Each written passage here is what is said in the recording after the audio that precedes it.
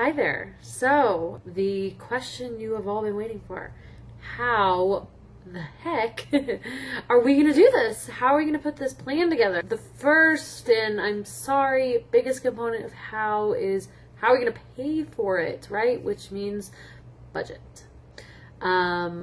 So I'm going to keep this video pretty short for you guys because I know it's an icky subject and we want to move right along to all things fun. And I promise you the next video will be a lot of fun. It's the what, the dream, the colors, everything. First though, sorry, we're going to talk about budget.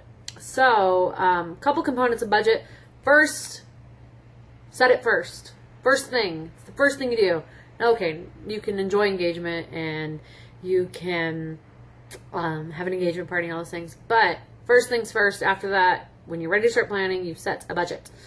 So there's a little exercise I used to do with my brides, and I'm going to walk you through it. So when you think of your wedding, close your eyes. When you think of your wedding and you picture paying $10,000, how does that feel?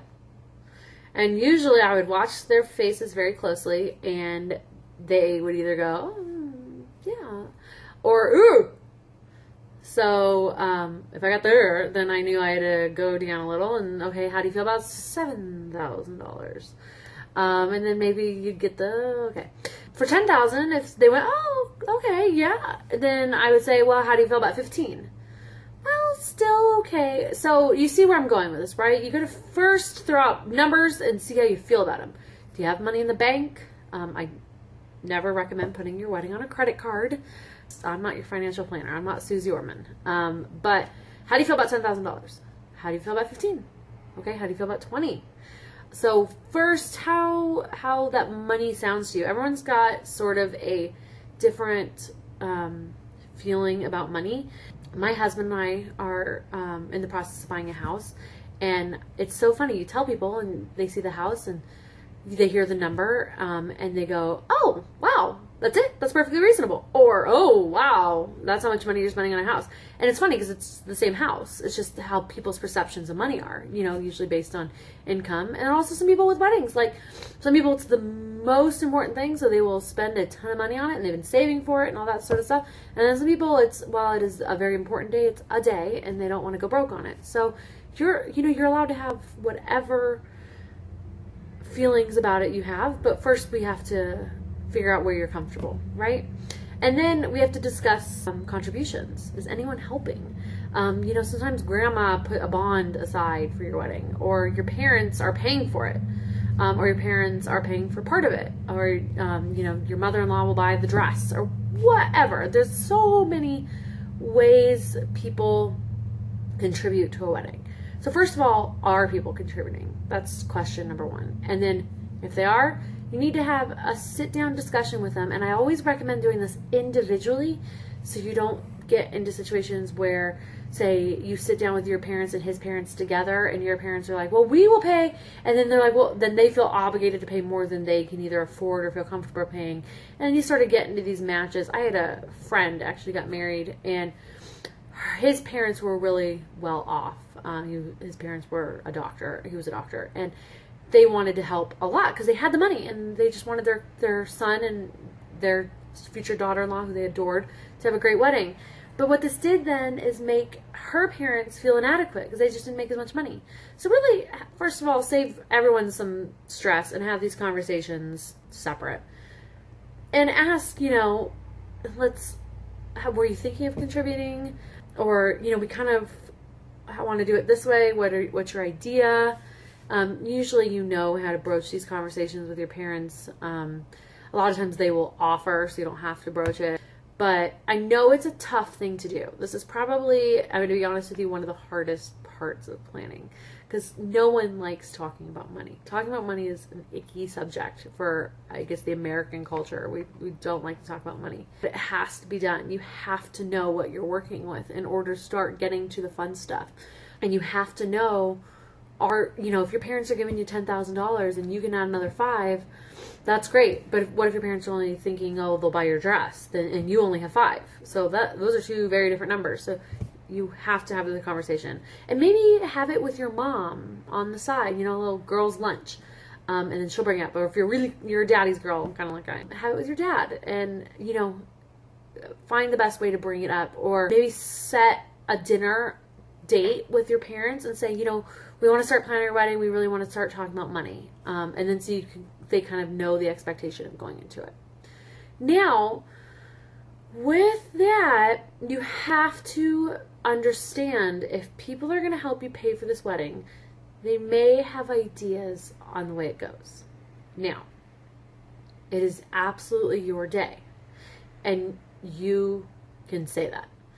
But you have to be understanding that if people feel like they're giving money, they sometimes feel like they want something in return.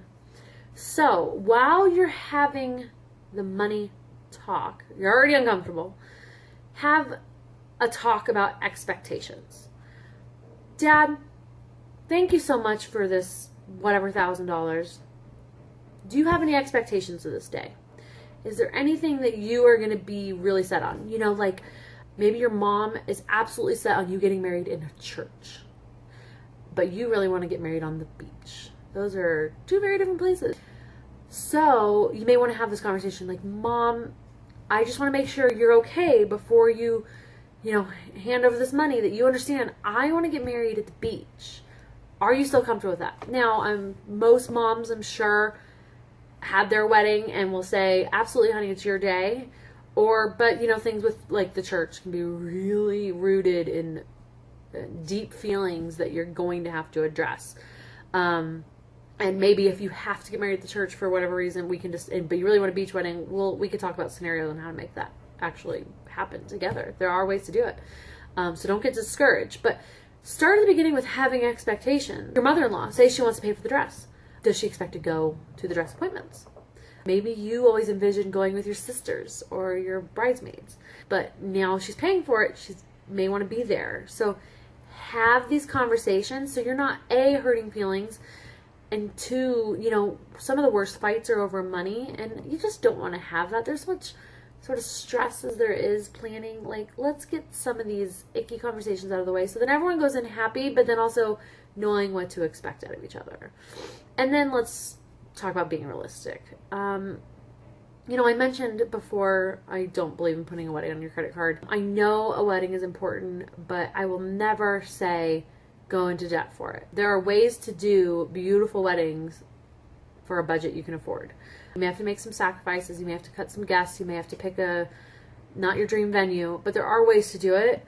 And trust me, as someone who's been married or is married and also has seen so many people do it, I know it's hard to hear, but it still is one day. And maybe putting a little bit on a credit card, but do not put $10,000 or $15,000, $20,000 on a credit card just because you want a dream wedding. And we'll get into more of that in the whys later. Like, why do you feel the need to spend so much money? Are you trying to prove something? Are you trying to show off? Now, be honest with yourself. Sometimes we all want to show off. We all want to show how great our wedding is, or show the pictures later.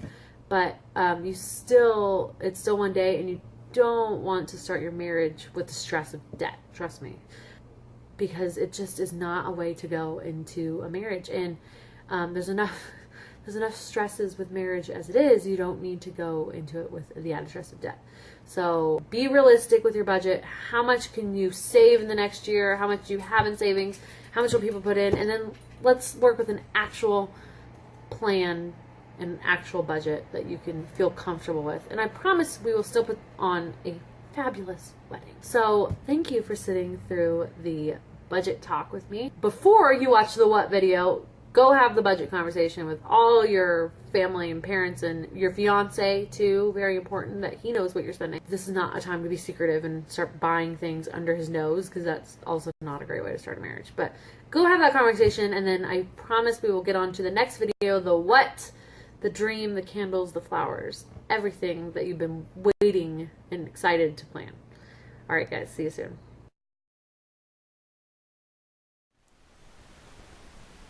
Me again.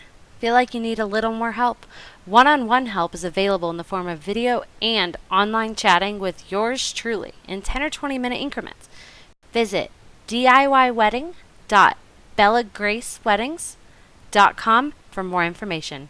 Talk to you soon.